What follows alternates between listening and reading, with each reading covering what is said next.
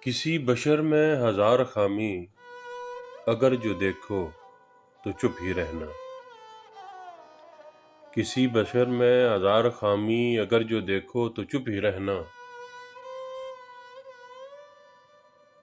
کسی بشر کا جو راز پالو یا عیب دیکھو تو چپ ہی رہنا۔ اگر منادی کو لوگ آئیں، تمہیں کریدیں تمہیں منائیں، تمہاری ہستی کے گیت گائیں، تمہیں کہیں کہ بشر میں دیکھی برائیوں کو بیان کر دو تو چپ ہی رہنا۔ جواز یہ ہے، دلیل یہ ہے،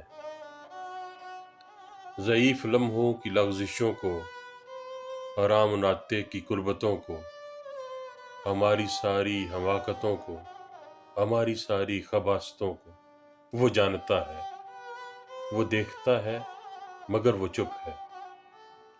اگر وہ چپ ہے تو میری مانو، وہ کہہ رہا ہے کہ چپ ہی رہنا۔ کسی بشر میں ہزار خامی، اگر جو دیکھو تو چپ ہی رہنا۔